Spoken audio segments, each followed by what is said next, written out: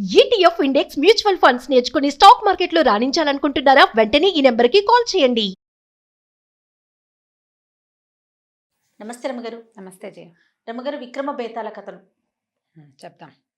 చివరికి వచ్చేసినాయి. ఇంకెక్కువ కథలు చెప్పలేం. ఒక మెయిన్ సిరీస్ లోవి రెండు మూడు ఇంకో 2-3 చెప్పి 1-2 కథలు అటే చెప్పలేనట్టుగా ఉంటాయి జయ. ఓకే. అందుకని కొద్దిగా వెనకాడుతుంటాను. అన్నీ చెప్తే కొన్ని కథలు ఏమిటో అంత ఇదిగా అనిపించవు, ఏమిటో విచిత్రమైన కథలుగా ఉంటాయి. అందుకని వాటి జోలికి అనిపించవా? నమ్మశక్యం కాదు కానీ ఎలా అనాలి వాటిని చెప్పలేను అంతే. ఇంకా కాదు రమ్మగారు, కాశీ మజిలీలు బృహత్ కథల్లోనే మనం చూస్తా ఉన్నాము. ఇట్లా చూస్తున్నారు, అట్లా పెళ్లి చేసుకుంటున్నారు, ఇట్లా వదిలేసి వెళ్ళిపోతున్నారు.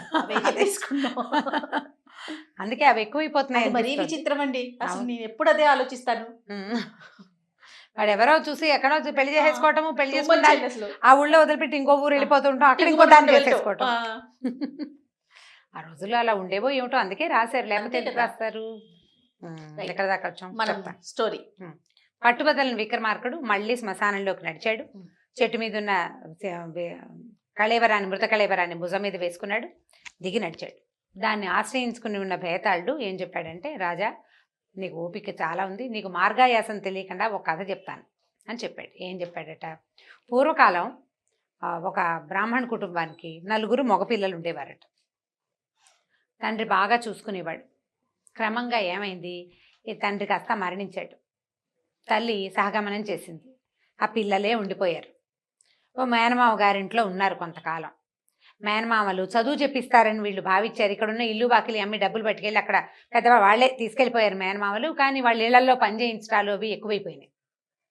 ఇక భరించలేకపోయారు. భరించలేక ఏమనుకున్నారు, ఎక్కడికైనా వెళ్ళిపోవాలని భావించి 4 బయటకు వచ్చేసారు.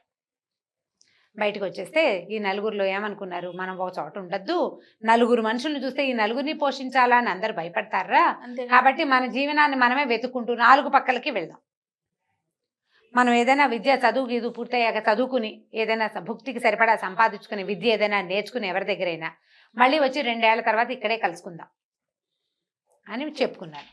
సరే, తలా ఒక పక్కకి వెళ్ళారు. తలా ఒక పక్కకి వెళ్ళేసరికల్లా ఈ కుర్రాళ్లలో ఒకడు ఆఖరివాడు ఒక బ్రాహ్మడి ఇంట్లో భోజనానికి కుదురుకున్నాడు. వెళ్తే ఆ బ్రాహ్మణ వాళ్ళ ఇంట్లో ఆ భార్యాభర్త వంట చేసుకుంటున్నారు. ఆయన ఏదో పూజ చేస్తున్నాడు, ఆవిడ వంట చేస్తున్న పిల్లాడు పిచ్చెక్కినట్టు ఏడుస్తున్నాడు. ఏడుస్తుంటే ఆవిడ ఏం చేసింది, పిల్లవాడు ఏడుస్తున్న పిల్లాడిని ఎత్తి పొయ్యిలో పారేసింది. అయ్యో! పారేసి వంట చేసుకోవటం మొదలుపెట్టింది. ఈ నిర్కాంతపోయాడు. అతిథిగా ఉన్న ఈ బ్రాహ్మణ కుర్రాడు, అయ్యో రామా ఏమిటి పిల్లాడిని పడేసేసింది ఈవిడ, ఇంకేముంది అని అడిగిపోయాడు.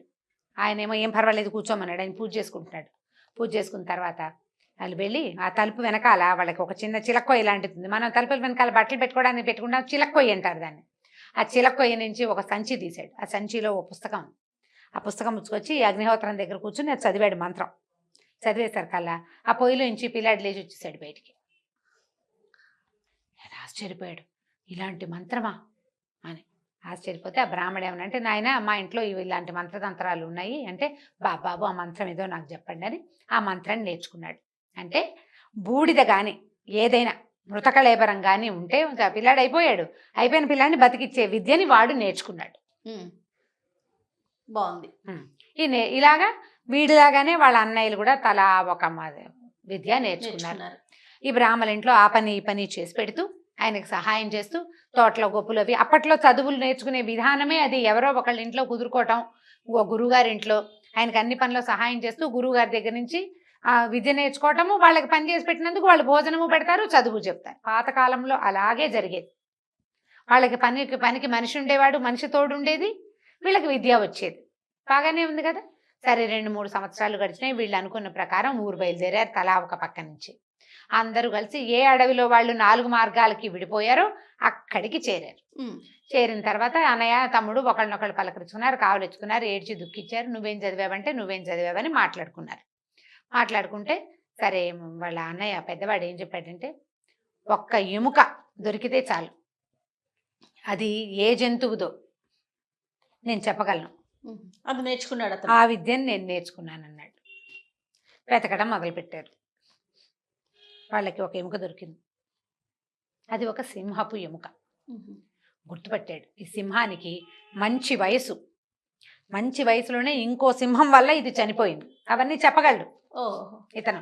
దాన్ని పరిశీలించి అది వయసులో ఉండగా చనిపోయిందా, జబ్బు చేసి చచ్చిపోయిందా, వృద్ధాప్యంలో పోయిందా, ఆహారం అందకపోయిందా చెప్పగలడు అనమాట. ఆ వివరంతో చెప్పాడు, ఇది మంచి వయసులో ఉండగానే ఇంకో సింహంతో పోరాడి ఇది మరణించింది అని చెప్పేసరికల్లా సరే రెండో వాడు అన్నాడు, అన్నయ్య విచిత్రంగా నువ్వు ఈ సింహాన్ని ఇలా చెప్పగలిగేవా, నేను ఈ ఎముక ఉంటే ఏదైనా ఒక్క ఎముక ఉంటే దానికి మిగిలిన శరీరం అంటే మిగిలిన అస్థిపంజరాన్ని నిర్మించగలను, నాకు ఆ విద్యుత్ అన్నాడు. అబ్బా. వాడు ఆ మంత్రం నేర్చుకున్నాడు. ఏం చేశాడు, సింహం తాలూకు అస్థిపంజరాన్ని చేశాడు. ఓకే, అక్కడి నుంచి మూడో వాడు అన్నాడు, దీనికి మాంసము చర్మము నేను చేయగలను, ఏదైనా సరే ఒక అస్థిపంజరం ఉంటే దానికి మాంసము ఏం కావాలి, చర్మం చేస్తే మొత్తం ఫుల్ బాడీ తయారవుతుంది. మూడో వాడు మాంసము చర్మము మొత్తం చేశారు. చచ్చి పడి ఉన్న సింహం ఒకటి అక్కడ ఉంది, ఇప్పుడు ప్రాణం లేదు. అప్పుడు ఆఖరి వాడు అన్నాడు, ఇదేం విద్య, నేను చచ్చిన దాన్ని బతికించే విద్య నేర్చుకున్నా, మా గురువుగారి భార్య రోజు పిల్లాన్ని పొయ్యిలో పడేస్తుంది, సాయంకాలం బతికించి తెచ్చుకుంటుంది, నేను ఆ విద్య నేర్చుకున్నాను అన్నాడు. అనేసరికల్లా టక్కిన మంత్రం చదివాడు, మిగిలిన వాళ్ళతో సంప్రదించల, నాకు వచ్చు అని చెప్పాడు. ఆ మంత్రం చదవగానే గాండ్రుమంటూ లేచింది సింహం, మామూలుగా కాదు పెద్దగా గర్జించింది, ఒక్క దూకింది వీళ్ళ మీద, నలుగురు మీద. వీళ్ళు సామాన్యమైన మనుషులు, పైగా సింహం లేచి గర్జిస్తే హడిలి చచ్చిపోతారు ఎవరైనా సరే.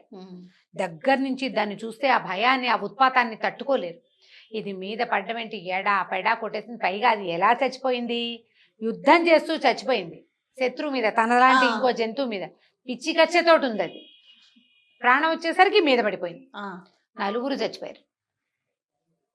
ఇప్పుడు భేతాళుడు అడిగాడు, నలుగురు బ్రాహ్మణులు మరణించారు, బ్రహ్మహత్యా పాతకం, నలుగురు బ్రాహ్మణుల హత్యా పాతకం ఈ నలుగురిలో ఎవరిది, నలుగురు అన్నదమ్ములు వీళ్ళు, ఎవరి వల్ల వీళ్ళకి ఈ మరణం వచ్చింది చెప్పమన్నాడు. రాజుకు తెలుసు, తను చెప్పితే తను వదిలేసి వెళ్ళిపోతాడు. అయినా సరే నాకు చాలా ఓపిక ఉంది, నాకు సమాధానం తెలిసి చెప్పపోతే కుదరదు అంతే. సమాధానం తెలిసి చెప్పపోతే వాడు తలకాయ పగిలిపోతుందని వాడు చెప్పించాడు. సమాధానం తెలిసిన వాడు చెప్పాలేవు, ఆన్సర్ తెలిసిన వాళ్ళు నిశ్శబ్దంగా సాధారణంగా ఉండలేకపోతారు. రాజు అన్నాడు, ఆఖరి వాడిదే ఈ పాపం, నాలుగో వాడిది. ఎందుకంటే మిగిలిన వాళ్ళు చేసింది ఏముంది, వాళ్ళు అది చేయగలరు అంతే. సచిన్ శవాన్ని అక్కడే వదిలిపెట్టి పోవచ్చు, సింహాన్ని వదిలిపెట్టేసి. ప్రాణం పోసింది వాడే, వాళ్ళు ప్రాణం పోస్తే ఏం జరుగుతుందో అన్న ఊహ లేక వాడు నేర్చుకున్న విద్య ఏంటి, ఒక మృత శిశువుని బతికించవచ్చు, ఎవరికైనా ప్రాణావసరమైన పరిస్థితుల్లో చేయొచ్చు. వీడి గురువు కూడా చేసింది తప్పే, గురువుది కొంత తప్పు. ఈ 4 బ్రాహ్మణ హత్యలకి కారణం 4గో వాడే, వాడికే ఆ పాపం అంటగట్టాలి. కరెక్ట్, ఆ పాపం ఇవ్వాల్సింది వాడికి. కాబట్టి ఇక మిగిలిన వాళ్ళు ఏమి పాపం చేసినట్టు కాదన్నాడు. భేతాళుడికి నవ్వొచ్చింది, బ్రహ్మాండంగా చెప్పావు, కానీ నువ్వు మౌనభంగం చేసావు కదా, నేను వెళ్ళిపోతున్నా అని మళ్ళీ వెనక్కి శవంతో సహా రివ్వుమని ఎగిరి మర్రి చెట్టుకు పట్టేశాడు.